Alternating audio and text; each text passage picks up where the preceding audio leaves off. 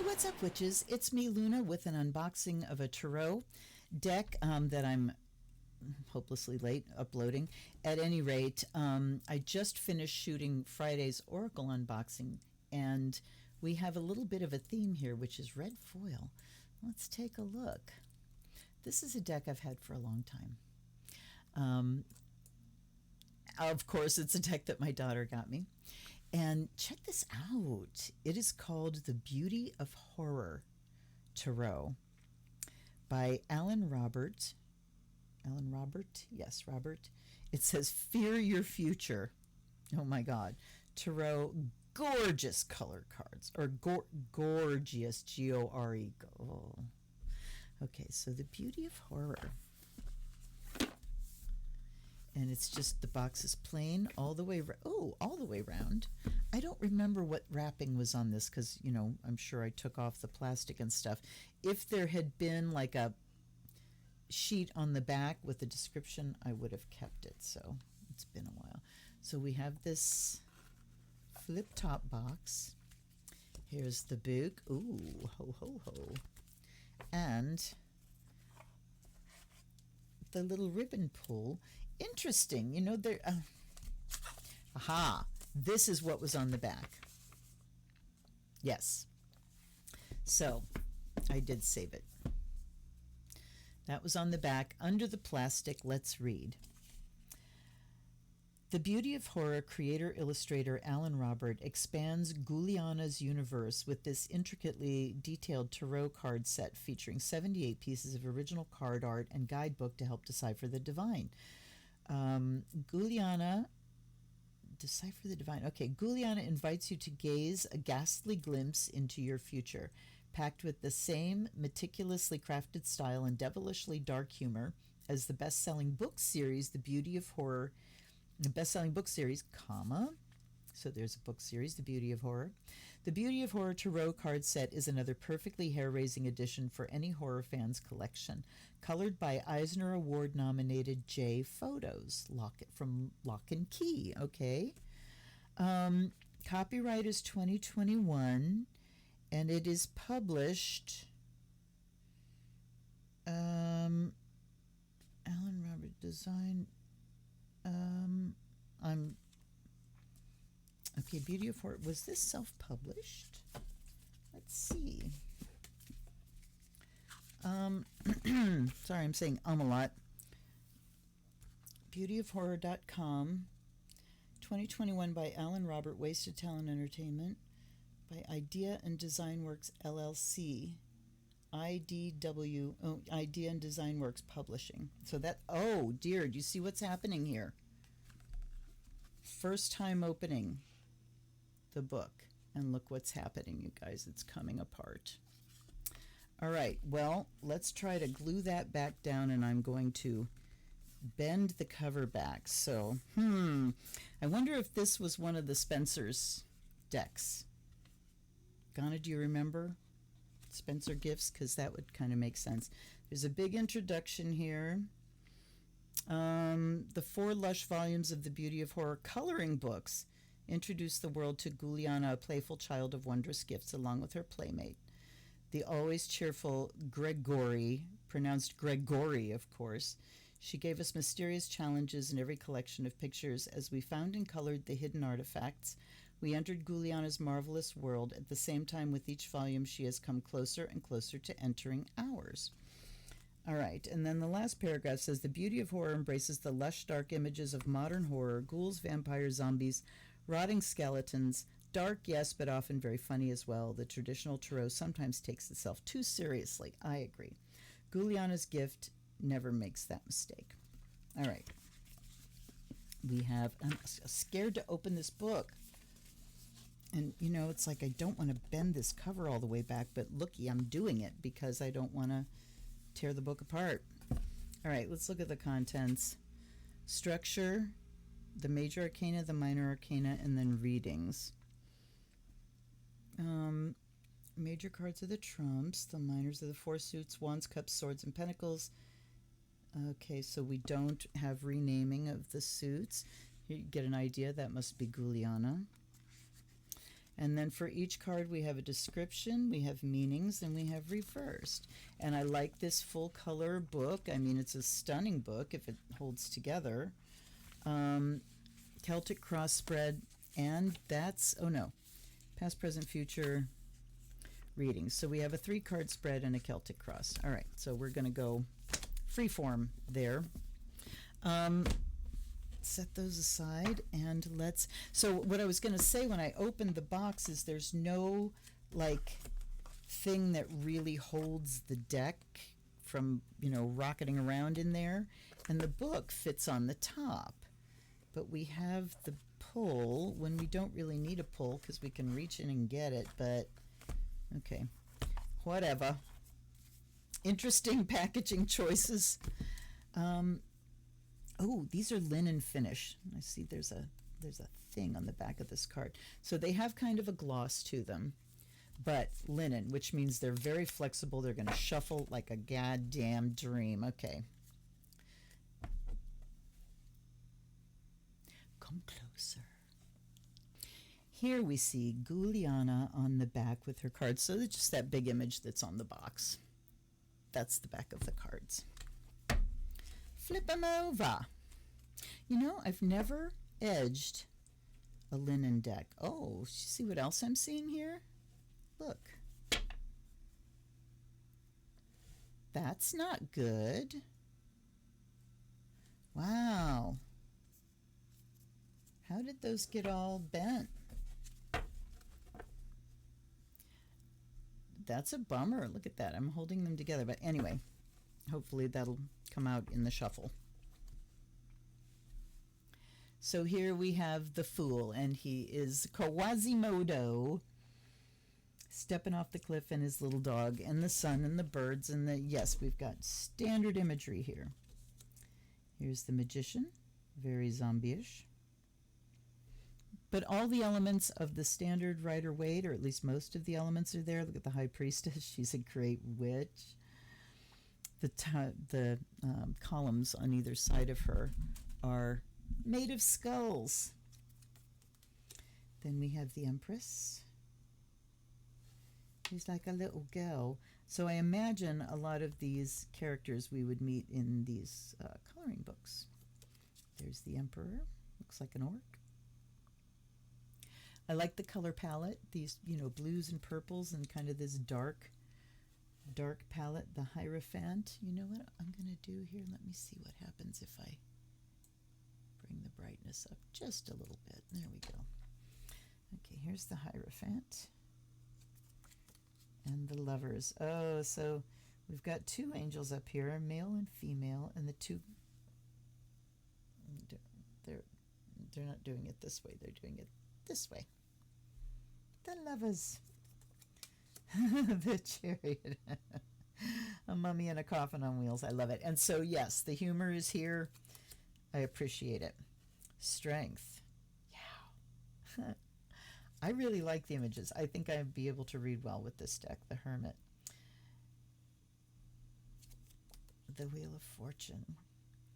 I'm anxious to see what happens when we get to the minors. And here we have the Taro Rota Ator Torah thing.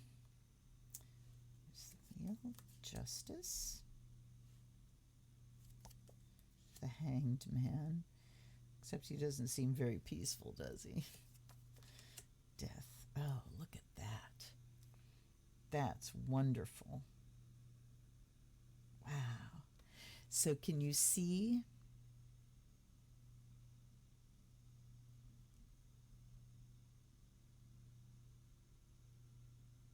There we go. I love the artwork. Here's Temperance. And again, the key elements are there. We've got clearly an angel and pouring from one vessel into another. Here's the devil with, looks like children. The tower. That's pretty straightforward, but I love the perspective of looking up on this massive tower. The star. She looks happy. The moon. The sun. I like these billowing smoky black clouds in the background of some of these. Here's the sun, and he looks happy too. Judgment. The Walking Dead, I love it. The world. I'm sorry, I've had like semi-laryngitis yesterday and today. It's very strange. Here's the Ace of Cups. Now we'll get to see how pippish these are, or how illustrative. The Ace of Cups. I love the bat. Full illustrations. There's the Two of Cups. This is great with the lion above. So we've got kind of the Lover's card here. Interesting. Here's the 3. Do they know how to party or what? They do love kicking up their heels. Here's the 4 of Cups. So yeah, the imagery is standard, and this makes it a very usable deck. There's the 5, the 6. Looks like the Addams Family house. The 7, losing his mind. And so we've got a bat and a snake and a skeleton and a, looks like animal skeleton, maybe a hand and a tentacle. I love it. Here's the 8. Shambling away from what does not serve you. Here's the Wish card. Ay, ay, ay. If you're a clownophobe. Here is the 10 of Cups. The Happy Family card. Rattle them bones. There's the Page. And the Knight. And the Queen. Wow. And the King. Here's the Pentacles next. The 2. Wow. That's a bit of a departure, but I like it. Here's the 3. Oh, wait. No, it's not a departure. That's the juggling. I'm thinking of that we're going on to Wands. Okay, but we're not. We're in Pentacles. Here's the 3 of Pentacles. Collaboration on a project. Yes, look at that. Here's the 4. 5. Yeti. The 6. 7. The 8. He's making a, what do they call that? The stalks. I'm not sure. The 9. Well, the grapes are growing. And the 10. Wow. Then we've got the Page, the Knight, Police, shit, the Queen, and the King. Okay, here's the Ace of Swords. Of course, they're bloody swords. The 2. Oh, look at that. That is a fabulous image. The 3, that's wonderful as well. The 4. I have to say, the 5, this deck has sat on my shelf for quite some time, many months. I want to bring to your attention here too, look at the border. I don't know if this will come through, but the border has like this dirtying, it looks like it's distressed and like they've been handled a lot, and that's really cool. Anyway, this has been sitting on my shelf for a while, and I was specifically waiting for spooky season to roll around again, but I was thinking every time I'd look at it that, oh, this was one of those kind of knockoff cash in on a fandom type decks that are usually pippish and not very readable a lot of the time. But I'm very happy because it looks like this deck is going to be very readable and one I will definitely reach for in spooky season. Here's the 6 of Swords and the 7. So very true to the standard Waite Smith. Here's the 8 of Swords, blindfolds and all. The 9. Oh, look at it. It's a demon having nightmares. How dark is that? Here's 10. Wow. And they really are beautiful images. Very pleasing to look at. Page of Swords. I mean, color-wise and all that, Page of Swords. Interesting that there's lots of water going on behind.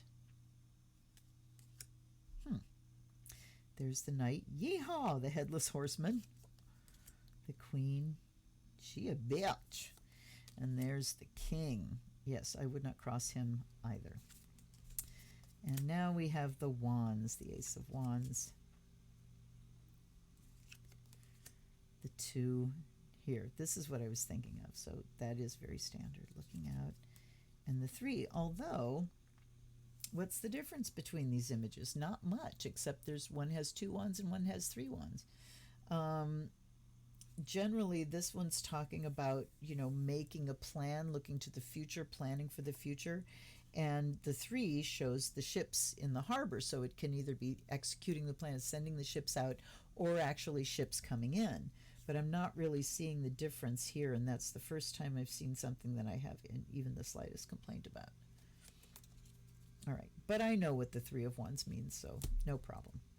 Here's the 4. Kicking up his heels. The 5. Wow, they're so dynamic. Look at this. Kapow. The 6 of Wands. Victory. The 7. It's like he's waiting for somebody to rise out of the grave, or has he just? I think he has just. There's the 8 of Wands. And look at these black clouds. So when, there are a lot of puffy white clouds in the Waite-Smith deck, and he's just swapped them for these ominous, literally black smoky clouds. I really do love it. There's the 9. There's the 10. The Page. The Knight. The Queen with her skelecat, and the King. Wow. Let's zoom back out. Okay, let's give them a blessing, and then we'll see how they shuffle beautifully, because I know they will. That I do love those linen, like these plastic cards. They're pretty indestructible, and even with all of the U.S. Games cardboard cards decks I have, and as much as I've read with my Hanson Roberts, if you look at the My Disheveled Decks video, even after 30 years of shuffling those cards and, working with them, they still are holding together. So I don't know why things have to be like made out of planks of wood. So we are purifying and charging with air and fire, and we are blessing and make manifest with earth and water, and blessing with the bell. I hope my charcoal is still burning. And yes, I still have the stopper out, welcoming my ancestors and allies and guides and guardians. And we offer you fresh water and the fire of Azrael to awaken the spirit of divination in this deck. This deck that I am now very excited about. And I am going to tape, because it looks like in the rest of the book, like I said, I'm kind of scared to open it. After that front cover, it does seem like things are okay. I'm just going to have to, and see where I've pushed it down. Now it's holding. I'm going to have to really get a rolling pin and smush down on it or something. But as long as I keep the crease in there, hopefully it'll stay together. All right, ready for a shuffle?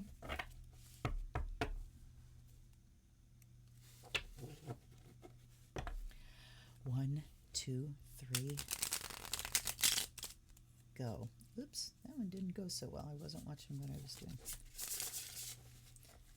That one got a little wet. All right. Again, and then I want to see how that bendiness to the, that little, what the fuck? This is user error.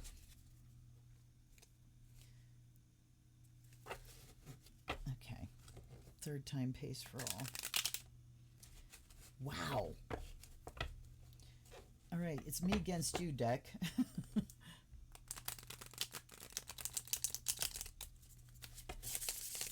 They're very bendy. They have zero problem shuffling. I have a problem shuffling. The deck does not.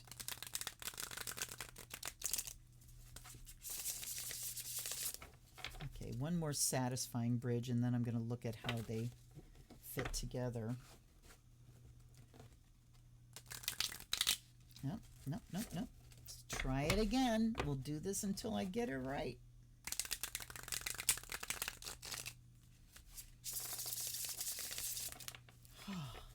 Okay. So we're just going free form here. And they're yelling at me 7, but we'll start. See the way it goes. So our question, as ever, is how do we move from mere thriving into surviving? How do we continue to do our best from wherever we find ourselves in this crazy mixed up world? Okay, so we have 2. Let's go here and then continue on. We have the 10 of Cups and we have the 8 of Wands. Wow, okay. So 10 of Cups is happy family. It's the card of family and celebration and having a wonderful home and delicious food and everything that you need, right? Then we've got the 8 of Wands, which talks about swift movement. I'm going to build 6 here. 1, 2, 3, 4, 5, 6, 7, 8. No, we're going 8. Usually I have like 3 and come down into 1, but let's see here. And then we have the 2 of Wands and the 3 of Cups, and we have the Star. So, I mean, interesting, because you grab a deck that's called The Beauty of Horror and all these dark images, and they're giving us these positive messages. Oh, and you know what? Let's go to the book and see how they are talked about. So we start with the 10 of Cups. All right. Celebration. The mixed energy we originally saw in the Ace now bursts forth in joyous delight. In the classic writer image, they acknowledge, that's wonderful. A man and woman raise their arms to a rainbow while a boy and girl dance alongside them. Here everyone is dancing. It doesn't matter that the parents are grinning monsters or the children skeletons. Everything is joyous. In the older image, the house was modest. Material wealth was not what mattered. But here they have that as well. In the older image, I wonder what the older image is. The man holds a wad of money, while behind them we see a rich manor house. And in parentheses, on a personal note, as I write this, the actual home used as the model for the Addams Family mansion in the movie stands about 150 yards down the road from me. That's awesome. Meanings. Joy, celebration, one of the happiest cards in the deck. Yes, it is. Reverse says obstacles, but nothing permanent. The querent might need to recognize what they have that is truly valuable. So I'm loving this deck. You know, what comes in a package that makes you assume, I will cop to that, makes you make assumptions about what you're going to find and what kind of a deck it's going to be, and then it makes a total liar out of my brain, and I like that. So yeah, this is not like a cheap fuck off kind of deck. Let's see. I'm looking to see if there's a price. There is a website, thebeautyofhorror.com, no spaces. And no, I don't see a price here. But wow. So yeah, I'm pretty sure my daughter either found it at Books A Million or Spencer's. Those are like the 2 big deck getting places recently. All right, so we have that, and let's read I see that the suits are in different order in the book than they were in the deck, and who the fuck cares, right? So they are in the book, they're in traditional order. They've got Wands, Cups, Swords, Pentacles. All right, let's look at the 8 of Wands. This is one of the most mysterious cards in the deck, majors included. Partly this is because there are no people in the picture, and by people I mean, of course, demons, ghouls, vampires, zombies. Who launched the sticks? From where? And how do they all travel in parallel lines? See, I never even considered those questions. I like this. Some are ahead, some behind, with the gaps between them wider or narrower, but they stay strictly parallel. What is their source? The sky? Do they travel from the realm of spirit and mystery to the material so-called real world of the earth? The mountains appear lifeless, barren. The wands contain leaves. Will they bring life to the harsh desert, or are they cards in a reading bringing us a message? So the author plays with us. I like that. Meanings: energy lining up, things on the move, new life, excitement, resurgence, help from some mysterious source. So he has added a whole other layer of meaning that I have never seen about the Eight of Wands. Bravo. Reversed, it says disruption, scattered energy, an obstacle that breaks up a plan. All right. So we've got great happiness and energy lining up. So from those two, I would say to align yourself with that which makes you happiest, to start from your happiest day. What was that? What is it? What can you bring into the now from, the happiest that you've been? And then aligning energies is what I'm getting from that. Things on the move. Then we've got the Two of Wands. And it says this card is about choice. The classic image shows a well-dressed man on top of a castle wall looking out at the horizon while holding a small globe in his hand. He does have a globe. Okay. What should he do with his wands? With his wand's energy, stay in a small world where he controls everything and nothing challenges him, or venture into the unknown? Guliana's choice for this card is inspired. Victor Frankenstein's nameless monster. What does he see as he looks out? Adventure, or a world even more hostile than his maker's castle? What will we find if we follow Guliana's light? So it's choice, a sense of adventure, and a longing for the unknown, versus security and control over your own small world. Reverse says resisting the desire to leave a situation. As we move on, I'm only going to be reading the meanings, but I do want to say that I am really positively impressed with this deck. And the thing I didn't do was see how the misalignment, I mean, they still kind of gap, but at this point, who cares? But this author has also added, because he is a visual storyteller, he in his storytelling, he has added layers of meaning to the standard imagery. Sticking with the standard as a foundation is always a good choice, but then bringing new layers of meaning is even a better choice. Okay, let's look at, Three of Cups. And the meaning is celebration, joy, ritual, possibly stumbling on a dangerous secret or conspiracy.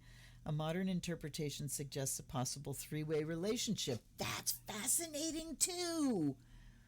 So this could be the card of polyamory. Wow. I would think, the way I would do that is look at either the Lovers or the Two of Cups coming up in addition to this cards, because that would show it being celebration, the relationship would pull that out, and then this could be possibly polyamory. Awesome. All right, the Star. So I am going to read this one because it's a major. Following the upheaval of the Tower, card 17 usually shows a serene, naked woman kneeling and pouring water from two beakers. The title links her to various goddesses associated with stars: the morning star, no, not Lucifer, aka Venus, goddess of love, Egyptian Isis, Sirius, and Babylonian Ishtar, Venus again. These are all powerful figures. 17 can be seen as 1-7, which is 8, or 1 plus 7, which is 8, or strength. The stars shown here have 8 points. The star finds her strength after the trauma of the Tower. Interesting. 17 of like adding up and reducing to go to another major. That's very interesting. In many of these stories, especially Isis's and Ishtar's, we see a goddess's loss or breaking down only for her to return as a bringer of hope. Here we see her struggling to survive, seemingly forced to drink only water from a brackish pond containing a tentacled monster, or maybe she's just pouring herself some old coffee. Around her we see bare trees, spiky leaves, and dark flowers. As harsh as her world is, she will make it through. She is, in fact, one of the deck's heroes, for she has survived the Tower and nothing will stop her. So they do a continuity thing through the majors. I'm liking this. This isn't just somebody that's cashing in and making a deck, you guys. This is somebody that took some time or has a good, solid grounding in tarot to begin with. Meanings: hope, especially after a painful or frightening experience, discovering your inner strength in a rough situation. Some sign or discovery that gives you courage, healing, or medicine, including herbal or other old forms of treatment, a witch or wise woman healer. So I want to take another quick peek at choice. Okay, so this is choice. So we have this, fulfillment and family and energy moving. We have a choice to make, and celebration comes up big. Celebration and hope. So we have a choice. We can focus on the trauma that we're undergoing right now, what has us feeling like we're not thriving, or we can celebrate and hope. And I'm going to bring it back down to 2 here. We have the Empress, and we have the 5 of Swords. Wow. And then I will take a final. So the Empress, I'm glad we have a chance to look at a couple of majors here. The Empress says, just for the meanings, oh, look at, there's a big chunk here, but I'm just going for meanings. Passion, emotion, desire. The power to inflame people. So, the choice to make in celebration, how do we make our choice? Well, we focus on our passions and our desires, because those point us to what we have to offer the world, the gift that we're here to bring the world. And it is not up to us to question that gift. And it is also not up to us to minimize our gifts by thinking if we don't make, global fame that we have not given our gifts. But if you impact one life with your gift, you've changed the world. And that's a fact. So we have a choice to make. And if we focus on celebrating and what gives us joy, then we will be aligned with our gift, and the Empress makes it abundant and gives us the power to influence people with it. Then we've got the 5 of Swords. Yikes. So we've got the celebration here and hope, the star, but those come into the 5 of Swords. Where do you see yourself in the picture? We all want to be the hero, but sometimes we come up against a situation where we can't win and have to walk away. So this is talking about, it says the central figure resembles the wounded or dead figure from the 4. He's roused himself from defeat and now shines victorious. He may be wounded, his guts literally spilling out, but the light of victory blazes around him. Okay. Is the powerful figure in front really the focus? The traditional meanings, let's see, the beaten pair who seem to be dressed as police have turned away, heads down. Wow. 5s are difficult. Okay, so something that you may have to walk away from. I'm not sure what that would be. And then we have the 5 of Cups. So yes, the 5s are difficult. And now with the 5 of Cups, loss, sadness, failure to recognize or appreciate what we still have. Interesting. I mean, I'm tempted to read it the other way. Like we start with this sense of loss. And then the Empress reminds us that we have abundance, and it's kind of the mother coming into, if we reach out to Goddess, the mother coming in to make us feel better. And this is victory or defeat. Hope and celebration. I don't know. Can't quite pull a cohesive reading out of this, and truthfully, I'm not going to try any longer. Partly because my voice is being weird. But yeah, wow. Suffice to say, they're telling me take another one up off the top, and we have our first court, the Knight of Pentacles. Let's read him for a court.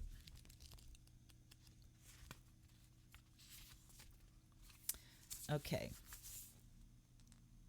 The biblical book of Revelation names the 4 horsemen of the apocalypse as pestilence, famine, war, and death. If St. John were writing today, he might have added riot police. The knight upholds the shield of power and authority. He's fierce, fighting against what he considers anarchy or danger to society. Maybe he doesn't really respect the rich whom he serves, certainly not the naive middle class who believe in rights and the rule of law. you get a really clear picture of this guy as an author of his politics. He sees himself as the blue wall against all the monsters and zombies of the other cards. His horse, half eaten away but still strong and eager, represents animal energy, meaning someone strong and powerful who upholds law and order even if he does not really believe in them. Wow. He might scorn idealists as weak or naive. Okay, so again, I'm not getting like a really cohesive reading, but I am inclined to give this deck a fabulous chance and a really fair shake because I'm loving what the author has done as far as, he's putting new things in the images, but it's not just for the sake of monsters. He's explaining, and, that context of monsters is he's adding new layers of meaning with that as well. And I really, really appreciate it. So, what do you guys think? Let me know in the comments. Hit the like button if you liked it. Subscribe if you feel like you might get something out of that. And, honest to God, my OBS is being funky too. Really, let's engage. I would like to know what you think of this deck. Do you have it? Would you like it? Is it, I have the zombie tarot and, ghosts and spirits and the haunted house tarot, and I love those, and I'm loving this one too.